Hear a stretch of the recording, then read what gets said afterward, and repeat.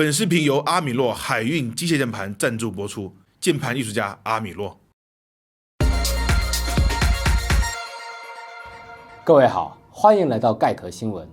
闲暇时光和好朋友们一起打打游戏、开开黑，已经是现代年轻人放松心情的主要方式。在游戏过程中，既能卸下生活中的压力，又能与好友增进感情，这何乐而不为呢？但是今天的主角小陈，他却不那么认为。小陈和大强是一对多年的好友，但是自从他们一起开始联网游戏后，情况发生了改变。这种事情也不是第一次发生啊。他家网络很差吗？他家网络一直挺好的，就是不知道为什么一打游戏就……据记者了解，小陈和大强此前都是使用家用游戏主机玩游戏，而大强在游戏过程中屡次出现掉线的情况，久而久之，小陈便不再跟他联机。为此，大强还专门向小陈提出过保证。他之前跟我保证过了啦，绝对不会再掉线。你看，他还写过保证书。有尝试过和他沟通吗？是联系不上了嘛？为此，记者尝试联系警方协助解决此事。查水表。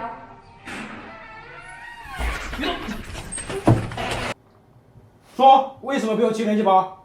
我没用过，我知道效果怎么样。你不用怎么知道啊？你下次用一下喽。所以说啊，这和朋友开黑打游戏延迟的问题还是要解决。这不，奇优联机宝的效果还不错，大家有需要的也都可以试一下，毕竟多年的友。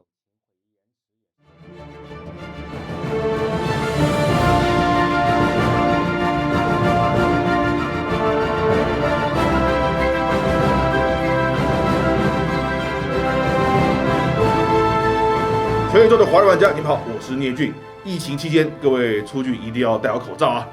曾经我们聊过一期关于宇宙主题的游戏，顺便还把家园三给奶了出来了哈。当时就很多绿林好汉打抱不平啊，聊宇宙游戏怎么能少了我们家群星呢？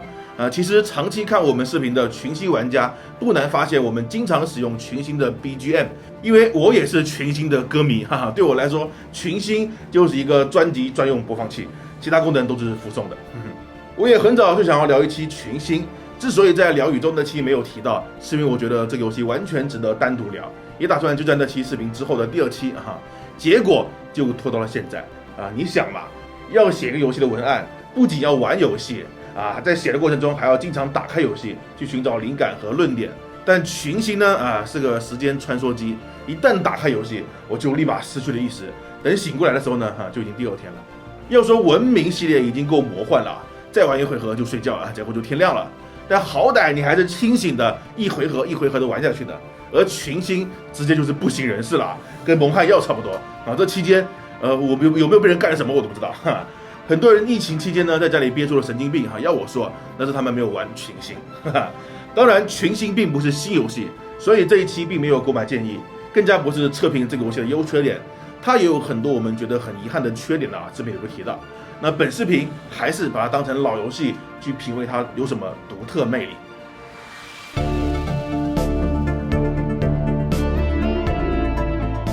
游戏界有一个门派叫 Paradox， 江湖人称 P 社，门下有4大武林盟主：东风、西亚、南雄、北王，又称 P 社四盟。而今天聊的群星，正是4大盟主中的第5个。众所周知，4大天王都有5个人，对吧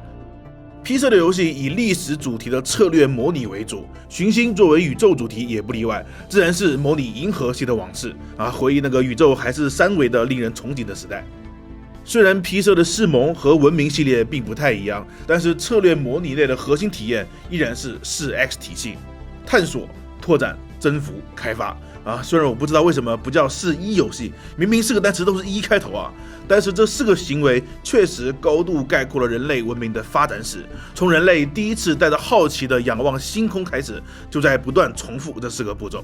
文明系列算是4X 游戏的模板P 社四盟因为被限制在了真实的历史时期里，探索和开发的元素相对偏少，而群星是四盟里唯一可以开放历史限制的，因此4个 X 占比都比较平衡。那众所周知，4大天王都有5个嘛，所以群星还有一个 X， 爆炸 Explode。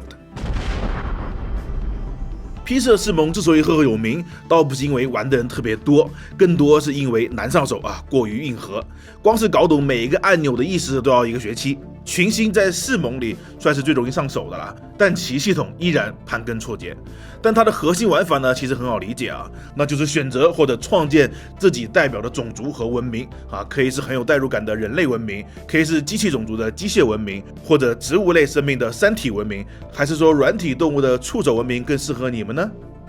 好，接着在茫茫的银河系里面，一边探索新的星系，一边拓展自己的边疆，占领资源，顺便寻找下一个适合居住的星球移民，直至遇到新的文明种族。这些前期的事件呢，都很有代入感的。第一次飞离家园星系，第一次找到除了自己以外的生命啊，虽然只是真菌之类的低等生命，最终第一次遇到了高等文明，终于知道了我们并不孤独。这些文明伟大的进程都会以事件的形式在游戏里不断呈现，让玩家对文明从行星到星际的进步感同身受。接着遇到的文明越来越多了，就会知道我们何止不孤独，简直就是三姑六婆一大家子都在啊！因此，探索和扩展的篇章结束了，进入到了文明竞争阶段。发展科技在星际时代依然是硬道理，而即便已经飞向了星辰大海，但是战争never change。因此，上演一出星球大战必然是这类游戏的重头戏。虽然游戏里没有星战里的战舰也没有绝地武士，但是不要紧，有 MOD 呀！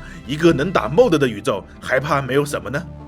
一般玩三国志、全面战争什么的，武力征服、全面统治一向是玩家的唯一目标啊！就算文明系列鼓励不同胜利方式的游戏也不例外。好，文明系列让我们明白了，文明只能是自己的文明。好，人类骨子里把别的文明灭绝的邪恶天性一直都存在啊，甚至都不稀罕附属国，附属了还要解除附属，再灭了对方。总之，地图上不能有别的颜色啊！感情任天堂就是因为洞察了这点人性之邪恶，才想出了喷射战士吧。而群星告诉我们，之所以现实世界没有出现这样的全球一统，是因为这实在太难了啊！群星的大地图是银河系，虽然星系数量远达不到真实银河的量级，但放在游戏里那也是多得吓人呐！就算开个小型地图，其数量也足以打消全面征服的欲望。而且它的攻城略地并不是三国志，不是打下一个星系就直接归玩家所有啊，而要通过声明所有权和战争胜利来获取赔款星系啊，反正就是想要一统银河系，既麻烦又耗时，1个月不停的玩都未必能做到。虽然确实有些闲得蛋疼的玩家成功过但是真正的群星长期玩家一般都不会再尝试武统银河系啦。因此，群星除了征服战争，还有其他人生追求。因为游戏除了统一胜利之外，还有很多胜利条件，比如殖民胜利，拥有星系里超过40%的宜居星球，或者联邦胜利，加入了联邦占领了60%的宜居星球。但这2个依然和占领战争有关，所以再不济还可以到了一定年份，计算帝国的综合实力来获胜。这些实力包括经济实力、文明的规模、外交关系等等，涉及到了内政管理、资源分配，因此游戏有了许多政治条件。厌战党只要做好了防御，完全可以好好的种田内政。这么听起来，这个游戏似乎就是个太空版的文明嘛？毕竟4X 游戏都是那一套，凭什么说群星更杀时间呢？简直就像是被外星人抓走一样啊！原因一方面是因为文明好歹是回合制的至少可以下一回合就睡觉，但群星它的是计时制的，只要不主动暂停，游戏就会一直运转，玩家没有回合这个可以喘气的机会，随时都有新情况发生，一旦开始有了规划，就根本停不下来了。但群星还有另一个更重要的魅力，刚才说了，真正玩群星的才不在乎什么统一甚至根本不在乎是否胜利，因为胜利了一样能够继续游戏。群星真正的乐趣是它的事件，而这才是群星正确的打开方式。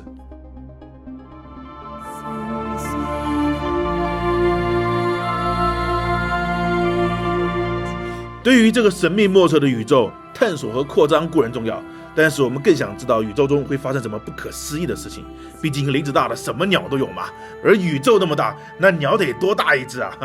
群星的开发组当然也明白这一点，所以游戏里会有大量的事件，比如上面说到的第一次走出星系，遇到第一个其他文明等等玩家可以决定如何应对事件，不同的应对有不同的加成，也可能会影响事件之后的剧情走向。可以说是这些事件一直勾引着玩家不舍得退出，不知不觉就山无人天地合才敢关游戏事件的数量有多少个呢？100多个还是200多个？不，而是将近2000多个事件，而且这些事件还会因为玩家不同的应对方式，生成出更多对游戏有影响的发展分支。在如此庞大的事件库面前，什么统一啊、胜利啊都不再重要了，感受事件本身才是最有魅力的。所以群星啊，不只是个专辑播放器啊，它更是个银河小说阅读器。这些事件里面有非常硬科幻的，比如非机器种族的玩家制造出一定数量的机器人之后，机器人获得意识并觉醒的事件可能会发生，机械公敌的剧情要上演啦。也有非常现实的，在环境极端恶劣的星球生存下来的同族人，可能进化出些许不同的特征，而随着人数增加，这些新进化的同族人可能会和原来的族人产生矛盾，并最后分裂，甚至反目成仇。高达里的新人类不就这样的吗？有的非常悲凉啊！如果在游戏里开局不是人类，母星也不是太阳系的地球，那在探索的时候呢，很有可能会发现一个叫太阳系的星系。该星系的第3颗星球似乎曾经有文明，但现在已经死气沉沉，不适合居住。虽然毫无生命迹象，但是遗留在这个星球上的东西似乎能证明这里曾经有过还算过得去的低等文明。运气好的话，或许能发现这个星球上有一个大型的推进器，似乎是可以把整个行星推离原有的轨道。至于为什么这么做，目标在哪里或许已经永远找不到答案了。那既然这样，把这些推进器拆了运回基地研究吧，获得行星推进器。而更多的事件是会让人会心一笑的梗啊，比如可能发现名为赛博坦的星球，遗迹表示这里曾经有大量机械生命，不过已经集体离开，去哪了？你们猜？可能在某个小行星上发现一台机器，机器上面有一个金色的唱片，至于唱片的内容好像没什么特别的就是一个种族的自我介绍，挺无聊的。又或许会发现一个星球上面有着很低等的土著文明，而玩家的飞船在离开那个星球时，飞船推进器在地表上烧出了个麦田怪圈，从此当地的土著产生了新的宗教。还有一次发现一个巨大无比的黑洞，叫卡冈图亚，这正是星际穿越里面那个黑洞。等等，这些从其他作品借鉴过来的梗数不胜数啊！如果你是个科幻迷，总能在其中发现各种曾经似曾相识的暗示或明示，然后会心一笑。漫威宇宙算啥？这才叫大宇宙。而我个人最喜欢的事件是那些大型且神秘感十足的连续事件，比如发现了一颗行星大小的人造物，经过研究后发现竟然是一台超级计算机，用了好几个事件，跨越了好长的时间才解锁这台计算机并与之沟通，得知它是上古文明遗留下来的，目的在于计算宇宙间最重要的答案。至于是什么答案呢？还没算出来。而问题是什么呢？不好意思，现阶段的我们连理解问题本身都做不到。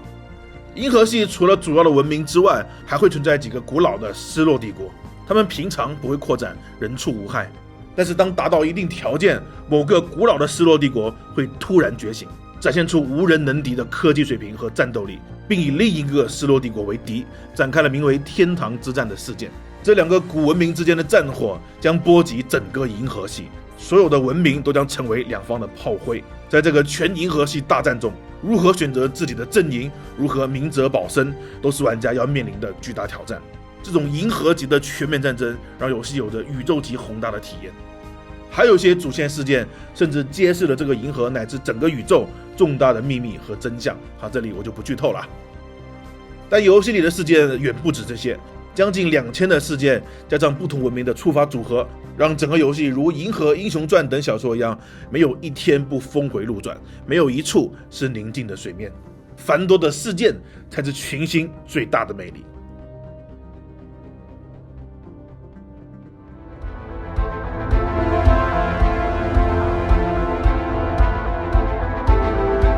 固然群星也不是一个完美的科幻游戏，有很多硬科幻的问题都规避了，比如不同的种族过于类似，对资源的需求、生存方式甚至发展方向都太过接近，文明之间的科技差距不明显，除了失落帝国，其他文明都像是一个班里的学生，没有科技碾压，也没有技术爆炸。游戏里的物理也很迷幻星球不会围绕恒星转，飞船之间的通讯没有延迟，哪怕横跨整个银河两端都是即时通讯，让宇宙的广阔感荡然无存。还有黑洞对周围的影响几乎不存在飞船可以在附近随意停留，在2个极远的星系间跳跃1秒就能够到达，而星系内部的飞行却要飞个老半天。文明之间的外交过于简单，不同文明的思维方式也完全一致。无法出现理解错误、欺骗或猜疑链等交互，想要耍点阴谋阳谋啊都不行，毫无智慧。而且硕大一个文明的外交一点都不考虑利益，只会按照天性来行事。最后 UI 设计不合理，各种族的飞船也不是很好看，等等等等，我们总能给群星找出许多缺点。但即便如此，科幻迷、太空迷们都仍然热爱它，因为群星可能是现在太空游戏里最能帮我们圆太空梦的游戏。除了有近2000多又有梗又科幻的事件，还有很多事物可以体会啊。我们可以建设行星级别的超级工程，比如卡尔达肖夫曾提出，文明有3个层级：1型文明能使用整个母星系的能量，2型文明能使用整个恒星系的能量，3型文明能使用整个星系的能量。而要到达2型文明，有一个很著名的标志工程，就是能把整个恒星包裹起来，100%回收能量的球体，称为戴森球。哇塞，戴森这公司太厉害了，不仅能做吸尘器、吹风筒，连恒星球都能做啊！原来不是同个戴森啊。提出这个球的是物理学家弗里曼·戴森。戴森球是科幻迷非常着迷的巨型工程，都想目睹是什么样子的。很可惜，直到2020年，似乎都没有一部电影能把戴森球实现在大荧幕上。如果各位知道的话求推荐的啊。当初朋友推荐我玩群星，只用了一句话，里面能建戴森球。不用说了，我立马入坑。是的，群星不仅现在游戏里唯一有戴森球的，而且还是亲自去建造的。从原始财力积累、前期科技研究，到戴森球的研发，再到真正动工搭建骨架，最后分好几个阶段慢慢实现。看着恒星的能量像心脏一样被包裹着，没有科幻迷不为之动容。对了，现实世界我们大概是0.7型文明什么？你不喜欢那么大的球？没关系，健身环喜欢不？和戴森球同样重磅的，还有拉里尼文的小说提出的环世界，同样也是光环系列所借鉴的基础设定。一个文明采集整个恒星系里所有行星等资源，然后围绕恒星建造一个环形，并以一定速度自转产生重力。环形内壁则是一个庞大的生态系统，在群星里，我们得以重现光环的经典场景。除此之外，还可以建造星门，实现远距离跳跃；可以建造近地轨道生活空间站，直接不再依赖星球；可以建造全系哨兵探测列阵，从此整个银河系不再有战争迷雾，黑暗森林法则不再适用；可以建造像《银河守护者2》里的星际集会所，让各个种族、各个文明的人都能集聚一堂。如果你像我一样热爱艺术，还可以建造巨型的艺术设施。这个巨构没有实际作用，就是一个恒星级别的雕像，你就说浪漫不浪漫，奢侈不奢侈。最后，甚至可以像戴森球利用恒星那样，围绕黑洞建立物质解压器，利用黑洞无上限的引力来分解任何物质，再转化成可用的资源。如果说群星前期吸引我的机制是探索和扩张，中期是各种细节好玩的事件，那末期我最大的动力就是一个一个实现这些宇宙级别的大工程，这才是比在太空飞翔、在太空做海盗、做生意什么的更加硬核的爱好啊。最后，群星作为一个专辑播放器，就不得不说群星的音乐啊。群星的系统是我觉得玩过最大气的，它能实现我对宇宙探索的几乎所有幻想，而要衬托出如此大气的系统，音乐肯定要够格。虽然专辑播放器是个笑话，但是制作组敢把播放器内置到游戏里，就一定是对游戏的音乐有很大信心。事实上也确实如此啊。群星的音乐不像那些烂大街的总是被拿来做混剪的史诗音乐那么雄壮，也不像很多太空电影的 BGM 过于空灵。它在磅礴和空灵间找到了很好的平衡点，让音乐既有太空探索的壮丽，也有宇宙无奈的寂静。而群星这游戏的气质和它的音乐一样，既不是精打细算的精英模拟游戏，也不是酣畅战争的战略游戏，它就是一个特别宇宙的游戏，大气、科幻、硬核、寂静，但却又塞满了梗。尽管它仍然不够完美，但却是我认为每一个科幻迷、太空迷都值得一试的精品游戏。如果你的目标是星辰大海，那么群星或许是个小目标。Gameker 与同在，我是聂俊，我们下期又要去日本的城市厅玩了啊！各位不管去哪里，记得戴口罩哦。